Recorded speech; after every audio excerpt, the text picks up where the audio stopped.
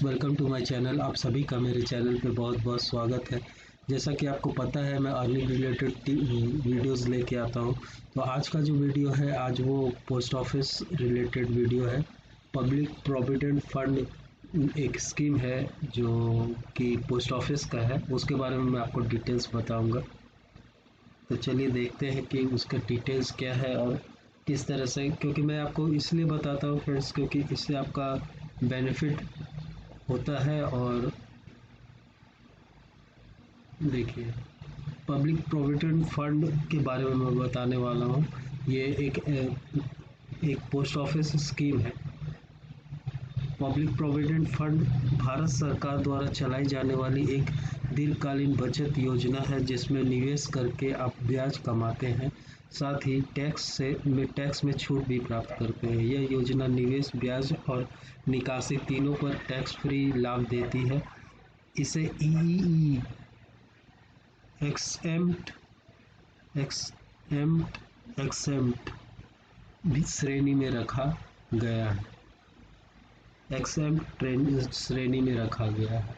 PPF के मुख्य फायदे: सुरक्षित निवेश, सरकार द्वारा गारंटी, टैक्स फ्री ब्याज, निवेश पर 80C के तहत 1.5 लाख तक का छूट, कंपाउंडिंग ब्याज का फायदा, लंबी अवधि में बड़ी बचत। पीपीएफ की विशेषताएं, इसका क्या बेनिफिट है वो भी जान लेते हैं। ये स्कीम का नाम है पब्लिक प्रोविडेंट फंड पीपीएफ। न्यूनतम 500 प्रति वर्ष। न्यूनतम निवेश आप 500 से स्टार्ट कर सकते हैं। अधिकतम जाना चाहें तो 1.5 लाख तक जा सकते हैं। ब्याज दर जो है इसमें लगभग 7.1 प्रति वर्ष सरकार द्वारा हर तिमाही तय की जाती है। योजना की अवधि जो है 15 वर्ष 5-5 साल तक बढ़ाई जा सकती है। मतलब स्टार्ट कर सकते हैं 5 साल से, फिर उसको 5 साल और बढ़ा सकते हैं। उसका फिर 15 साल का ये योजना रहता है। फिर टैक्स लाभ: 80C के तहत छूट, ब्याज टैक्स फ्री।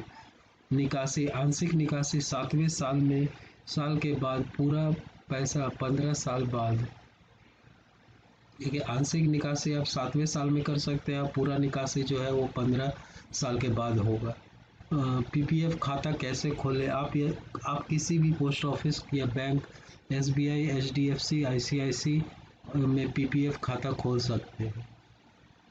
आधार कार्ड, पैन कार्ड और पासपोर्ट साइज फोटो ले जाएं।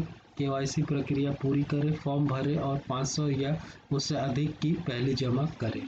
ब्याज कैसे मिलता है? ब्याज सरकार हर तिमाही तय करती है। ब्याज साल में एक बार 31 मार्च को खाते में जोड़ा जाता है।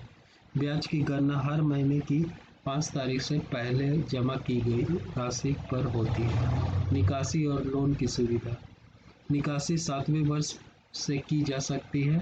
लोन आप 3वें साल से लेकर 6वें साल तक खाता बैलेंस के खिलाफ ले सकते हैं। बच्चों के नाम पर पीपीएफ: अगर अपने बच्चे के नाम से भी पीपीएफ खाता खोल सकते हैं, लेकिन दोनों खातों में मिलाकर कुल निवेश सीमा 1.5 लाख की होगी। ध्यान रखें, खाता साल में कम से कम 500 जमा करके चालू रखना जरूरी है। अगर नहीं करते तो खाता इनएक्टिवेट हो जाएगा, जिससे दोबारा एक्टिवेट कराने पर पेनल्टी लगती है।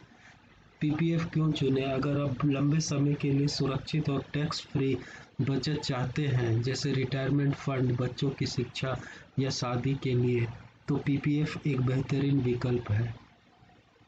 तो यही डिटेल था फ्रेंड्स इसका, PPF provident fund, public provident fund का। तो hope you like the video. Thanks for watching, keep supporting, thank you very much.